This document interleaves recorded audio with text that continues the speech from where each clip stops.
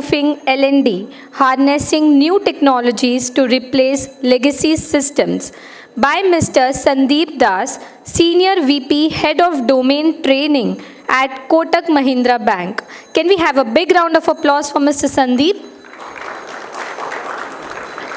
Sandeep is a learning and development leader with over 20 years of extensive experience in the BFSI, petroleum, retail, and real estate industries. He currently serves as a senior vice president and head of domain training at Kotak Mahindra Bank Limited.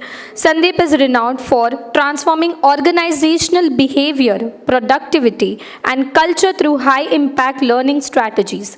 He is also recognized as thought leader in the human resource space in various industries. Can we have a big round of applause for Mr. Sandeep? Over to you, sir. Very good afternoon, all of you. And I did not have my lunch, so I will not fall asleep for sure.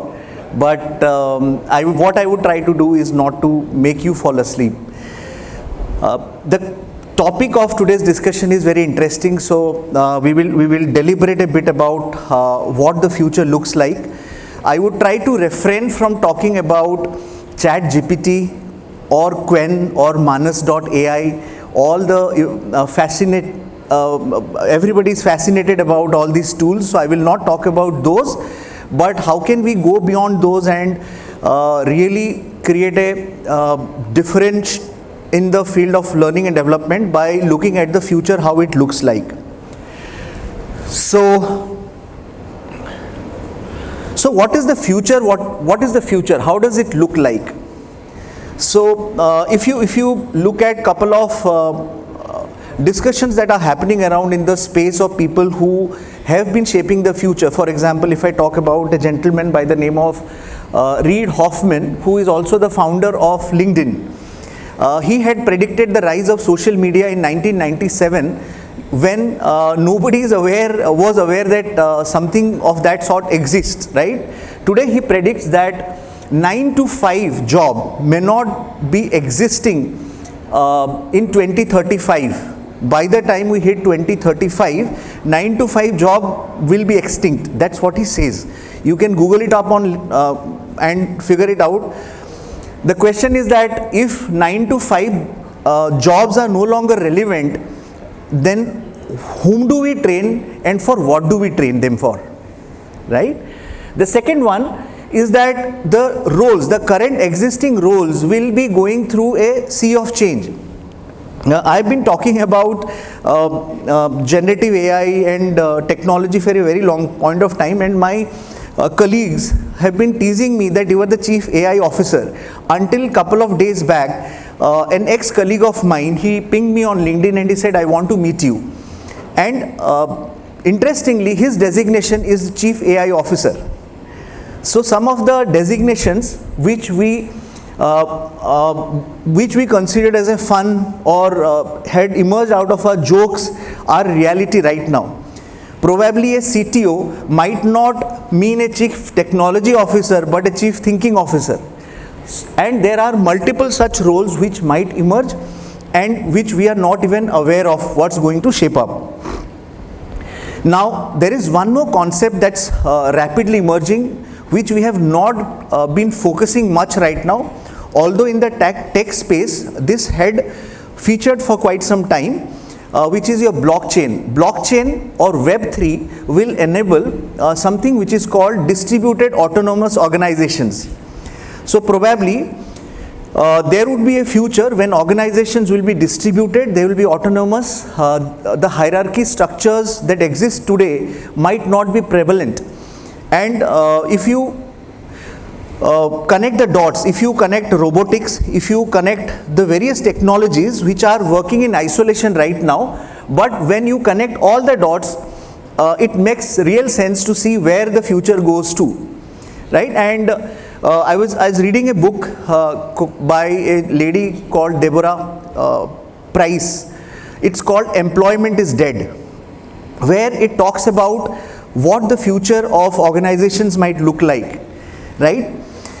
Interestingly, it's being predicted that the legacy structures may not be relevant anymore. Now, why am I talking about all these things? Because as L&D professionals, we have to be aware that these are some tectonic shifts which are happening in the space of human resources or in the technology which will shape up the future of L&D. So now the question is, what is the role of L&D? Right? The role of L&D is no longer limited to ensuring ours or specific outcomes that we have defined for ourselves over the last couple of years. Now, since the workplace, everything is going through a sea of change, we have to reimagine the entire space, keeping all these I would say all these isolated events, those are happening, and how do we put them together to reimagine this place? Now, the themes for today's discussion, there are three broad themes that I'll talk about. What are the challenges and inefficiencies of our existing L&D systems? And the second one is about the potential of technologies like AI, AR, VR, blockchain, because after ChatGPT entered the scene, somehow we have forgotten the darling of all conferences prior to 2022. We were talking about metaverse, we were talking about blockchain, we were talking about AI, AR and VR, but today everybody only talks about generative AI. But the fact is that these technologies have not died. They still continue to take shape, but their adoption in general is lesser than generative AI. And then we will go about some strategies for integrating these new technology into existing learning frameworks, or how do we create better frameworks. Now, if we talk about L&D platforms, the genesis of any L&D platform is, it started with LRS, Learning Recording System. Learning was happening primarily in a classroom interface, and we needed a system to record those learnings, and that's how the evolution happened. So once we had a LRS, then we went into LMS. So okay, we said now there is an emergence of video based learning was prevalent for a very long time. Can we host those videos on the platform? And that's how we eventually moved up to a current state where we have LXPs, right? There is a bit of artificial intelligence. AI has been in LXPs for a very long time now, because the first time I heard about AI within an LXP environment is around 2019. It was in India, it was primarily popularized by a company called Edcast. But AI has been there since 1970s, but yeah, it's become the primary, I would say, topic of all discussion recently. And there is an interesting way how this has happened. If I look at any application which is very popular today, why ChatGPT has become so popular? It is because the possibilities of mass adoption through a handheld devices. Any application that you see or anything which has become hugely popular, 50% of the world's population use one product, and that has never happened in the history. 50% of the billions of 8 billion odd population of the world, out of that 50% of them use one company's product, which is called Meta. Facebook or Instagram or WhatsApp. Right, so Meta is one company that cuts across almost 50% of the world's population. How has that happened? It has primarily happened because there was an application. For any product to be to have a mass appeal, it has to come through a application route. In fact, I was going through why WhatsApp is so popular today. What did WhatsApp do differently that others could not do? Jan Koum, who founded WhatsApp, he started experimenting. He founded WhatsApp at that time. Apple developed the iOS store, and at that point of time there were no applications. So WhatsApp was founded as a application that will allow users to know whether you are online or offline. There was no messaging platform. Now, people downloaded WhatsApp because there was no other application on iOS store. So it was a timing and a clever timing. And then what they realized is that Apple had a logic. The logic was that after a couple of days, any new application that come into the iOS store, it automatically ranks itself on the top, which you know as SEO. Now what they did was, they started changing the name of the application almost every 15-20 days. So what happened, WhatsApp continued to remain in the top of the iOS store, and that's how people ended up downloading WhatsApp, and that's what we see today. So it's not that they built a great product, but they found the way through application. So anything that can be easily created in form of an application and can be immediately pushed through a mobile device has the potential to become viral, and that's how even ChatGPT has done it. So now the question is that how do we rebuild the system? I have been talking about that it's high time that learning management systems and the learning experience system should change, and something that has to adopt the agentic way. Today ChatGPT or any generative AI has moved just from a text, video or image generation to an agentic model where there is an agent who can actually do a conversation. Today morning I was trying Cartesia. You can all look up for Cartesia. Cartesia is an application, or you can access it on your mobile phone through the web. So what it does, it clones your voice. So I got my voice cloned free of cost, and then I can create a content just by typing or uploading a PDF, and the entire PDF will be created in my voice, as if I am talking or I have created a course. I remember couple of years back when we had to create a course, a CBT or a audio or a podcast or a video, I had to personally read through a document, prepare, go through multiple shots, takes and retakes. Today, it is just a 30-second audio sample that Cartesia requires, and once your voice gets cloned, you can create unlimited amount of content within a very short span of time. The free version allows you 181 credits, but beyond that you have to make a payment. But it makes sense because it allows you to create content in mass. Similarly, I was having a conversation that lot of us buy content library in the L&D space. Lot of us buy content library. Why do we buy content library? Because creation of content is a very time consuming and it requires lot of skills, right? But today what has happened, there are platforms which allows you to create content at the speed of light, and you don't need any expertise. So what is right now happening to all of us? Specialization is something that is no longer relevant, right? Today, because of emergence of generative AI and other technologies, you will see that even you can become a software engineer. Today, if you want a software to be developed, you would need to hire a software engineer. But because of the new age technology, you need not hire a software engineer. You can just pay for a subscription for a platform which allows you to do coding. You write couple of prompts and the software code gets generated, and you can run it. You can have your application on your own. So now the era of specialization is getting blurred, right? In fact, when we go to a doctor today, even you start asking the questions to doctor, you put that question to ChatGPT and make a list of answers that ChatGPT is giving, and then you start judging the doctor against the answers which are given by ChatGPT, right? So eventually this is going to happen with all of us, right? Today when we do deliver a training program, all of our audiences would be actually doing a ChatGPT to figure out whether whatever I am telling you is correct or not, and many of you would be doing the same, right? You would be googling up, searching for few stuff.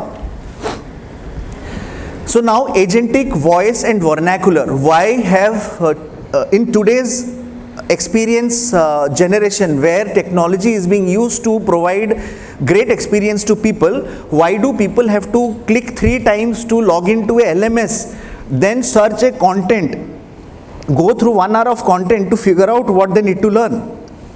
Sorry. Why can't they speak to an agent and the agent responds back with the exact information? And how is it possible? It's very much possible. There are technologies which allows your learning management system, your core banking system, your loan originating system, your CRM to be connected to a front end, which is your Microsoft Teams or your WhatsApp. And all that the person needs to do is to ask a question either through voice or through text. And what the engine does, it crawls across all your application, creates the content in the preferred user's preference and pushes it to the user on the go. So content creation happens on the go. So thank you.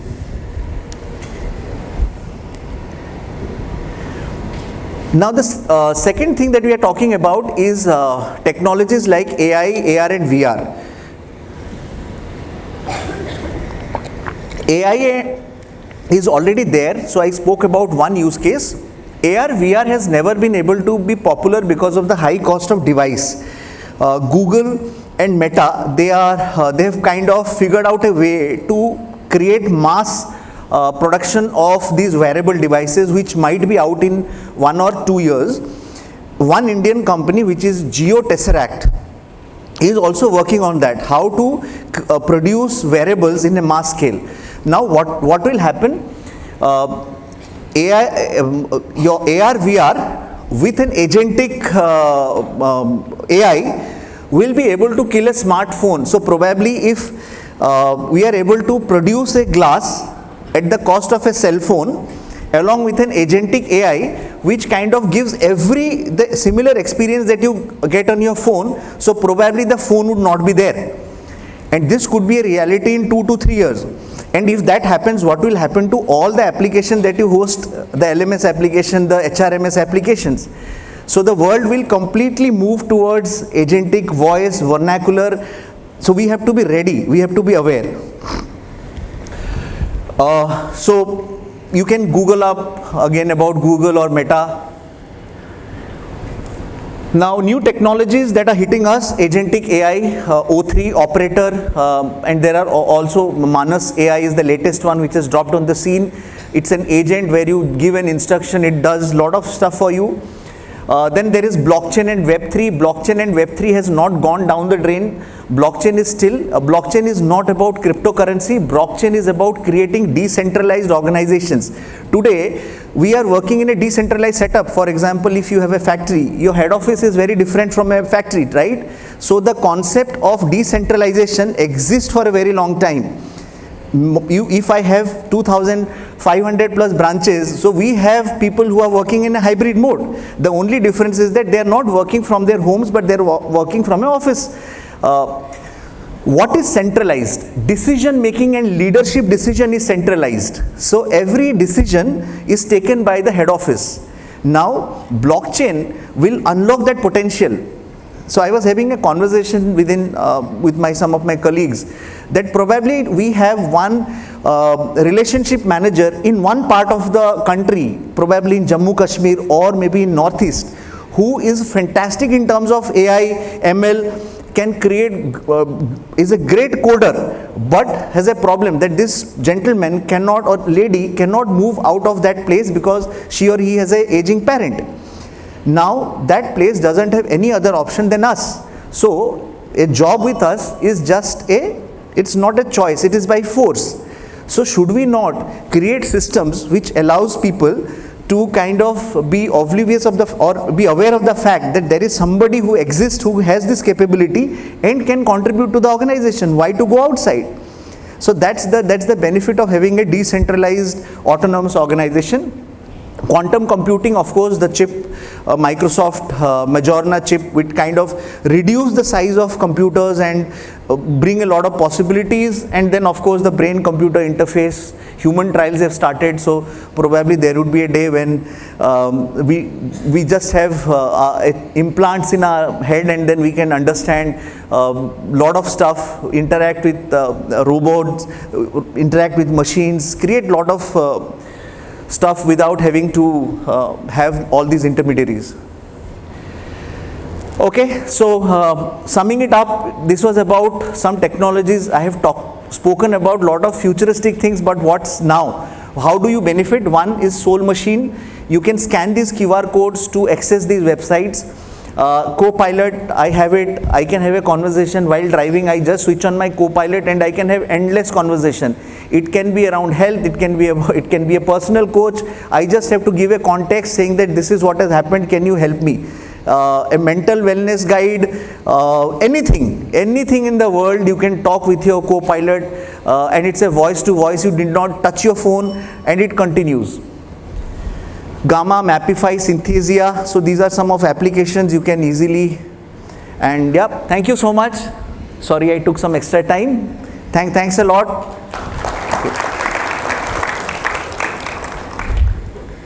Thank you so much for your amazing session.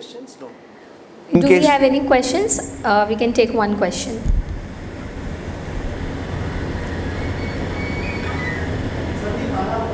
Yes.